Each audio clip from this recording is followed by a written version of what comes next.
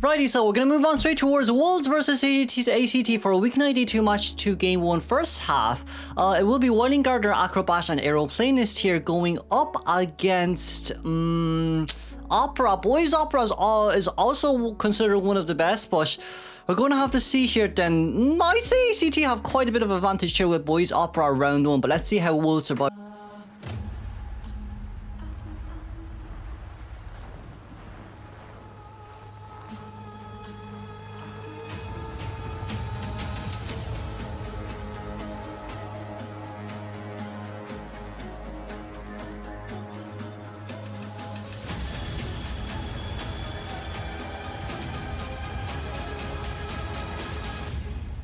Let's see here, boy. Who are we gonna go first? We're going to go after Yavi, who's playing Aeroplanist. Aeroplanist first chase against Opera in Shrine.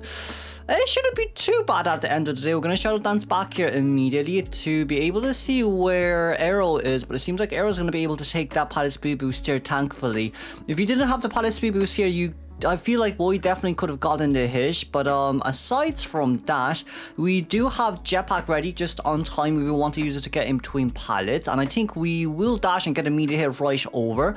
So for Yavi here, it's more or less just, it's really the biggest decision of whether you want to use this early or not, the Jetpack. I feel like using it early might have been a little bit of a better option there. You could definitely rotate out, but where could you go to? Maybe middle, or maybe just put the pallet down first and play around that single pallet to see if we can wait until Blink is ready before we receive a hit. But for now, Boy is gonna basically have the time of his life since Blink is now ready and there's no pallets left here for our Aeroplanist to use, but it seems like the survivors are decoding pretty fast here as well. With no jetpacks remaining on the hands of Aero, Aero should be going down here without even utilizing Blink. Yavi did a good enough containment is what I would say. Ooh boy, Jesus. But all survivors didn't really rotate early game, which is why the Cypher Machine seems so fast. With the Blink saved up here too, there's no chance of rebound kiting from the survivor side. If Boy really wants to, we could try and go for a double down situation with the Blink. We're gonna break the pallet here because there's no way Wildling's gonna rescue that early. If we want, we can try hit Wildling. I'd say it wouldn't be too bad. We can try hit Wildling. But I guess for XMX it's really just about it's about the journey now for XMX. How is he gonna get out of this area when he doesn't have Boar on him afterwards? Because it's, oh, we shouldn't have hit there, boy, no, my friend. I don't think we should have hit the Wildling Boar for the second time. Just wait for him to get down, hit him, and then get a double down situation since Wildling can't run fast anyways.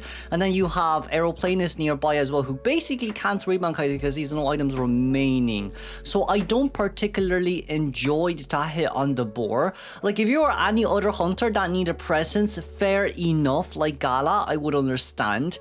But when it's someone like Opera Singer, I wouldn't really say that was the best course of action.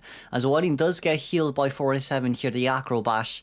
We are going to go for a second rescue for sure, since we still have Boar. We're most likely going to use Boar right after rescue, but not going into rescue, so because it doesn't seem like it's worth it. Wildling can make his way in slowly, but he might be forced on Boar here. Can he make it on time? Oh no, there's no shadow. Okay, there's no shadow dance, fair enough. If there was shadow dance, that would have been really bad for Wildling, but it is going to be a double down situation as Aeroplanist did place down the pallet, and right now it's more or less, ooh, that hit it over the pallet somehow. Damn.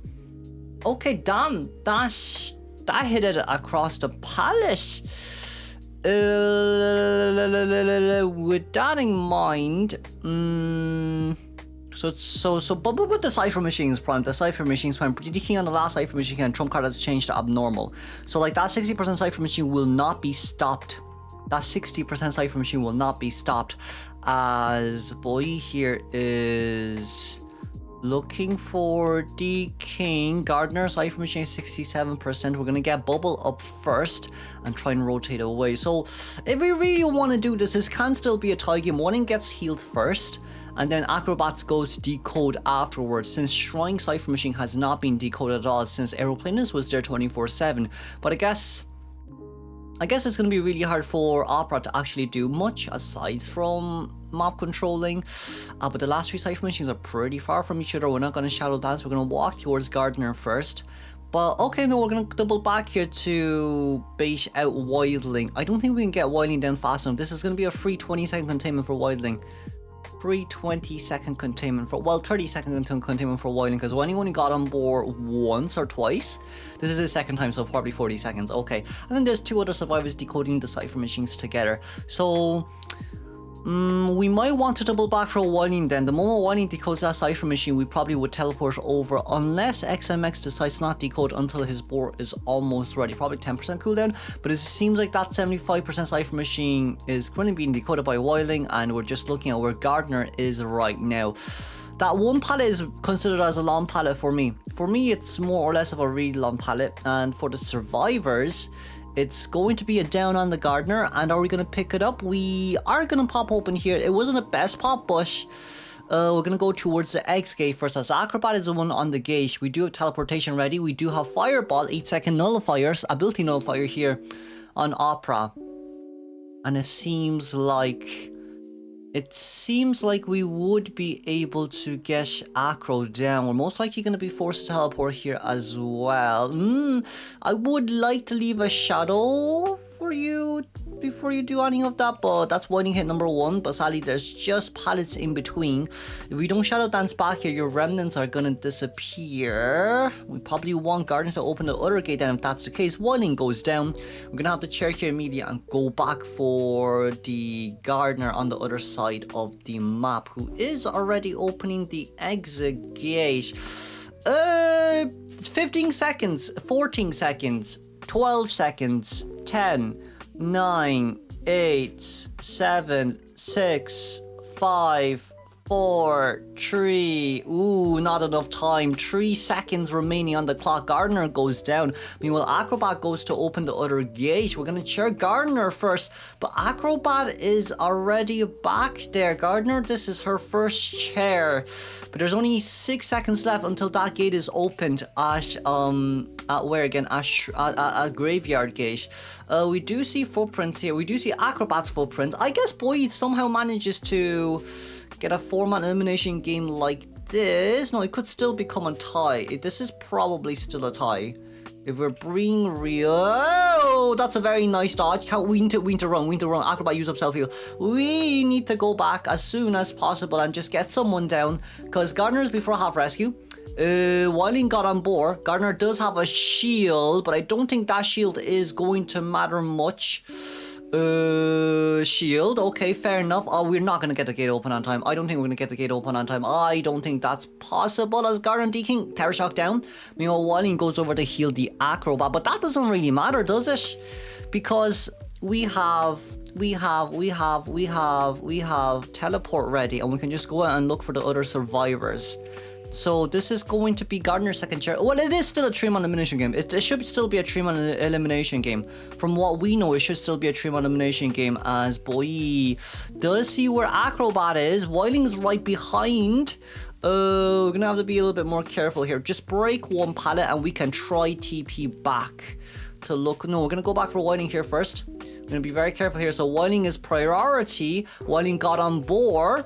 And then Acrobat's on the gate. Okay. Acro goes down. Terror Shock. Okay. It's still a 3-man elimination though, because no matter how much they struggle here, okay, Cherry Acrobat first is fine. Acro is dead on chair, I'm quite sure.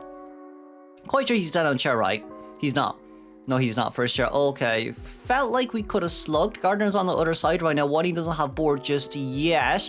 And Gardener is going to get out bubble first. Okay. So with the bubble here in mind, we still do have teleportation. We're going to Shadow Dance back looking for the Wildling. Okay, Wildling's caught off guard there. It's oh, no, never mind. Oh, no, never mind. That's hit number 1, but that's okay. We're not too worried. Hit number 2 is going to register here fairly soon as well. Wildling, can we dash? We're going to teleport back looking for Gardener. Gardener's right there. There you go. I feel like for boys playing this really safe, which I do appreciate. We're gonna have to be very careful of Tram here as well. Meanwhile, Wildling will be going down, and I don't remember who's who now. I don't remember who got chair, who didn't get chair. But hello to Gardner. Hello to Gardner. Break the palace, and Gardner's gonna go down here. Okay, let's share Wildling and then go for Acro's nearby as well. Acro's nearby. I see Acro. Drop. Oh no. 74% self heal. Hold on. We have a ball. Hold on. Hold. Oh no. You need to drop down. Remnants. You need to drop down remnants first. No! The fireball. That was somehow barely. Oh my lord, GG's. Let's see, it's gonna be Chuang here as Opera Singer with Trunk Detention alongside with Blink. Survivor always, it's gonna be Wildling, Seer, Gardner, and Prisoner with double window speed boost alongside with Flywheel on the Seer, no borrowed time, and double tightener on both Gardner and Wildling.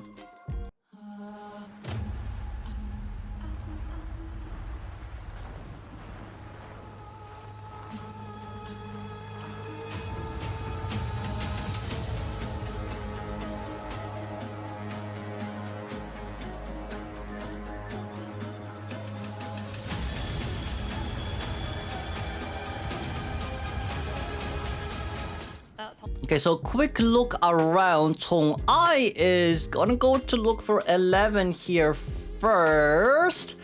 No, Wildling didn't get on board, so I guess Wildling is just a no-go. We could try force Wildling a little bit to get him on board, but it seems like Tong Ai right now is more or less looking for our Prisoner in Graveyard.